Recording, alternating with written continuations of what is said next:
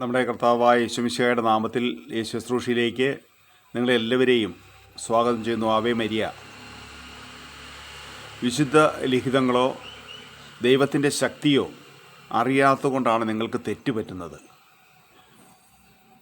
മത്തായി സുവിശേഷം 22-29 വചനം. പ്രിയമുള്ളവരെ, നമ്മൾ കഴിഞ്ഞ ആഴ്ചയിൽ പരിശുദ്ധ അമ്മയെപ്പറ്റി ധ്യാനിച്ചു. പരിശുദ്ധ അമ്മയിൽ നിന്നും നമ്മളിലേക്ക് കോടാനുകോടി അനുഗ്രഹങ്ങൾ ഒഴുകി വരുന്ന കൃപയുടെ നീർച്ചാലുകളെപ്പറ്റി ധ്യാനിച്ചു. ഈ ആഴ്ചയിൽ നമ്മളതിൻ്റെ അല്പം കൂടെ ക്ലാരിറ്റിയിലേക്ക് കടക്കുകയാണ്. നമ്മളിങ്ങനെയാണ് പറഞ്ഞ് അവസാനിപ്പിച്ചത്, നമ്മൾ നൂറുകണക്കിനോ ആയിരക്കണക്കിനോ പതിനായിരക്കണക്കിനോ ജപമാല ചെല്ലുന്ന വ്യക്തികളാണെങ്കിലും ഫലം ചൂടുന്ന വ്യക്തികളായില്ലെങ്കിൽ അത് ഗലാത്തി 5:22-23 വചനം വെച്ച് നമ്മളതിൻ്റേത് ഒന്ന് ധ്യാനിച്ച് തുടങ്ങുകയായിരുന്നു.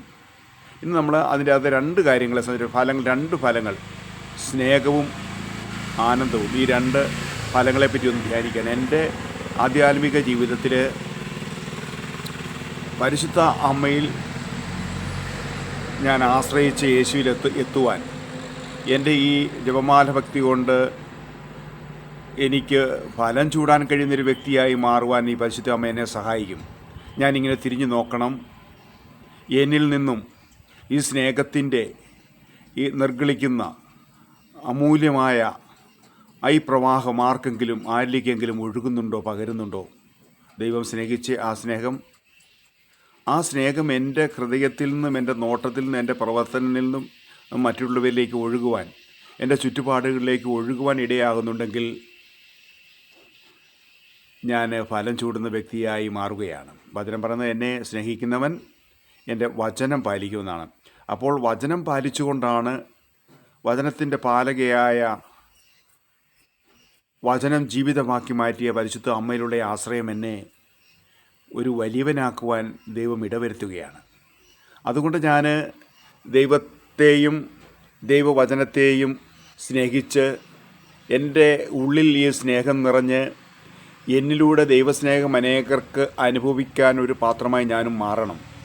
ഞാൻ പലപ്പോഴും ദൈവസ്നേഹത്തിൻ്റെ ഒരു വിതരണക്കാരനായി മാറുവാൻ ഇടയാകത്തക്ക വിധത്തിൽ ദൈവത്തിൻ്റെ കൃപ എന്നിലേക്ക് ഒഴുകി ഇറങ്ങുന്നുണ്ടെങ്കിൽ തീർച്ചയായും ഞാൻ അഭിഷേകം പ്രാപിച്ച വ്യക്തിയായി ആയിരിക്കണം. അങ്ങനെയാണ് താനും. ലൂക്കായുടെ സുവിശേഷം 1-ാം അധ്യായത്തിൽ അതിന് 46-ാമത് വചനം ഇങ്ങനെയാണ് പറയുന്നത്, ഞാൻ കർത്താവിനെ മഹത്വപ്പെടുത്തുന്നു, എൻ്റെ ചിത്തം എൻ്റെ രക്ഷകനായ ദൈവത്തിൽ ആനന്ദിക്കുന്നു. പ്രിയമുള്ളവർ, ഇതൊരു വലിയ ചിന്തയാണ്. ഞാൻ എൻ്റെ ചെറിയ കാര്യങ്ങളിൽ പോലും, എൻ്റെ ദൈവം എനിക്ക് തരാൻ വേണ്ടി കരുതി വച്ചിരിക്കുന്ന ചെറിയ ചെറിയ കാര്യങ്ങൾ പോലും ഞാൻ കർത്താവിനെ മഹത്വപ്പെടുത്തുന്ന വ്യക്തിയാണോ? അതിലുപരിയായി എൻ്റെ മനസ്സ് എൻ്റെ രക്ഷകനായ ദൈവത്തിൽ ആനന്ദിക്കുന്ന ഒരു വ്യക്തിയാണെങ്കിൽ, വളരെ ശ്രദ്ധിച്ച് കേൾക്കണം, ഞാൻ കർത്താവിനെ മഹത്വപ്പെടുത്തുന്നു, എൻ്റെ ചിത്തം എൻ്റെ രക്ഷകനായ ദൈവത്തിൽ ആനന്ദിക്കുന്നു. ഇതുപോലെ ഒരു ആനന്ദം എൻ്റെ ഹൃദയത്തിൻ്റെ നെഗവിൽ നിന്നും ഒരു കൃപയായി, ഒരു ഒഴുക്കായി ഉണ്ടെങ്കിൽ, ഒരു ആനന്ദത്തിൻ്റെ ഒരു നിറവ് എനിക്കുണ്ടെങ്കിൽ ഞാൻ ഫലം ചൂടുന്ന വ്യക്തിയായി മാറും. എല്ലാ കാര്യത്തിലും എനിക്കൊരു നെഗറ്റീവായ എതിർ ചിന്തയാണോ എന്ന് ഓർക്കണം. അങ്ങനെ ഉണ്ടെങ്കിൽ എവിടെയോ എൻ്റെ ആധ്യാത്മിക ജീവിതത്തിൽ, പ്രാർത്ഥനാ ജീവിതത്തിൽ, ജപമാല ഭക്തിയിൽ, മരിയ ഭക്തിയിൽ ഒക്കെ എവിടെയോ ഒരു കാര്യമായ പന്തികേട് ഉണ്ട് എന്ന് ഞാൻ മനസ്സിലാക്കണം. അത് അതിവേഗം തിരുത്തുവാൻ എനിക്കിടയാകണം.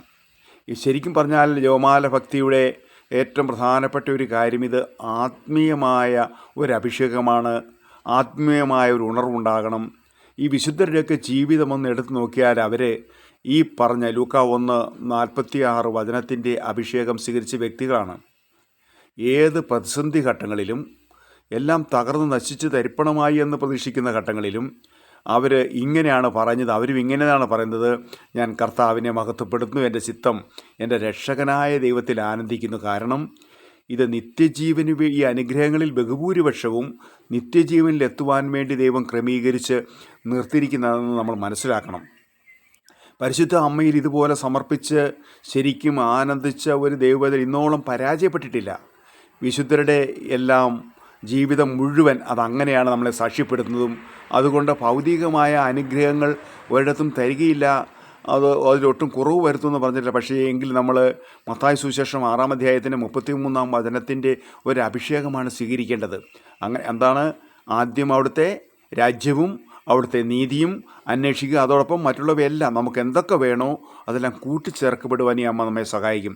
അതുകൊണ്ട് അമ്മയിൽ നിറഞ്ഞ ഈ ദൈവസ്നേഹവും അമ്മയിൽ നിറഞ്ഞ ഈ ആനന്ദവും, എനിക്ക് എല്ലാ കാര്യത്തിലും ആനന്ദിക്കാൻ, സ്വർഗത്തിലേക്ക് നോക്കി ആനന്ദിക്കാൻ കഴിയുന്നുണ്ടെങ്കിൽ, ഇല്ലായ്മയിലേക്ക് നോക്കി ശപിക്കാതെ ഉള്ളത് കൊണ്ട് തൃപ്തിപ്പെടുന്ന ആനന്ദത്തിൻ്റെ ഒരു തികവ് എന്നിലുണ്ടെങ്കിൽ തീർച്ചയായും ഞാൻ ഫലം പുറപ്പെടുവിക്കുന്ന വ്യക്തിയാകും.